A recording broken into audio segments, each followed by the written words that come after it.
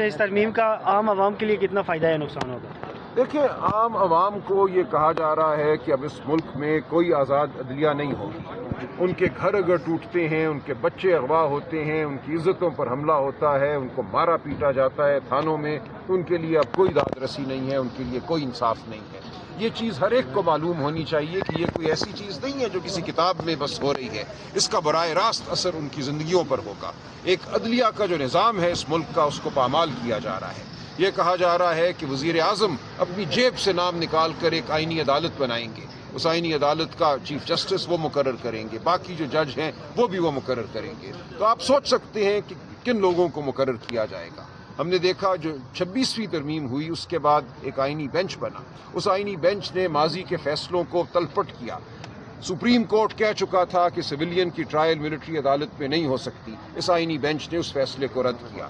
اسی طرح supreme court P T I کو مخصوص نشستیں دے چکا تھا جن کی تعداد 60 تھی. وہ نشستیں اس آئینی بینچ نے ہم سے چھینی. اب جو یہ عدالت بنانے جا رہے ہیں اس سے مزید یہ اسی قسم کے کام لیں گے جن کا براہ راست اثر پاکستان کی جمہوریت پر ہوگا، براہ راست اثر انسانی حقوق پر ہوگا.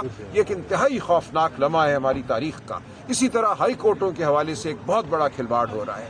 یہ کہا گیا ہے کہ کسی بھی ہائی کورٹ کے جج کو ایک ہائی کورٹ سے اٹھا کر دوسرے ہائی کورٹ میں بھیجا جا سکتا ہے. آپ جانتے ہیں اسلام آباد ہائی کورٹ میں پچھلے 2 سال سے 5 جج صاحبان ایک مزاحمتی کردار ادا کر رہے ہیں. وہ آئین کی بات کر رہے ہیں، قانون کی بات کر رہے ہیں، وہ دباؤ میں نہیں آ رہے. جب ان کے گھروں میں کیمرے نصب کیے جاتے ہیں تو احتجاج کرتے ہیں. ان جج صاحبان کے ساتھ اب کیا ہوگا ہم دیکھیں گے. کیا ان کو سبی اور سکھر بھیج دیا جائے گا؟ اور یہ کہا جا رہا ہے کہ اگر کوئی جج انکار کرتا ہے ٹرانسفر سے تو اس کو ریٹائرڈ تسلیم کیا جائے گا.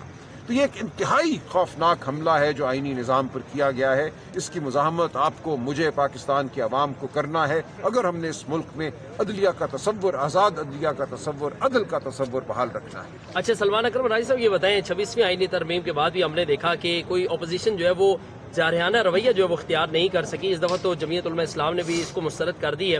کیا سمجھتے ہیں کہ اس کے بعد آپ کی حکمت عملی کیا ہوگی؟ یہ احتجاج کریں گے یا مولانا فضل الرحمان سے رابطہ کریں گے؟ دیکھیے، مولانا کی اپنی سیاست ہے. وہ اگر اس کو رد کرتے ہیں تو اپنے ضمیر کی آواز پر رد کریں.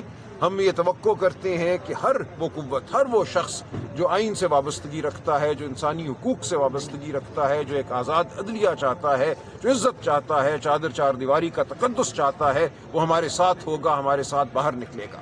میرے ہاتھ میں کوئی جادو کی چھڑی نہیں ہے. یہ فیصلہ آپ نے، میں نے، پاکستان کے ہر فرد نے کرنا ہے کہ اس نے مزاحمت کرنی ہے یا نہیں کرنی. تو ہم توقع کرتے ہیں کہ یہ قوم اپنے حقوق کی نگہداشت کرے گی، پاسبانی کرے گی. سر، ایمن ولی خان جو کہ اپوزیشن میں ہیں، سینٹ میں ہیں، ان کی نشستیں بھی ہیں، وہ یہ کہہ رہے ہیں کہ پی ٹی آئی نے ہم سے کوئی رابطہ نہیں کیا.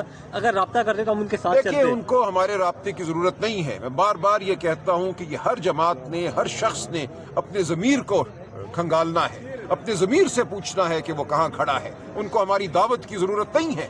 اگر وہ پاکستان کی عوام کے ساتھ کھڑے ہیں، جمہوریت کے ساتھ کھڑے ہیں، شرافت کے ساتھ کھڑے ہیں، تو ان کو خود باہر نکلنا ہے، ان کو خود مزاحمت کرنی ہے. 26ویں آئینی ترمیم ابھی کورٹ میں ہے، سماعت جاری، اور اس طرح 27ویں شروع ہو گئی ہے. تو اگر وہ ادھر سے اس کے خلاف فیصلہ آ گیا تو پھر کہاں خلاف فیصلہ آئے گا؟ وہ تو اب ختم ہی ہو گیا. اب ایک نئی عدالت بن جائے گی. اس نئی عدالت نے نئے سرے سے معاملات کو دیکھنا ہوگا.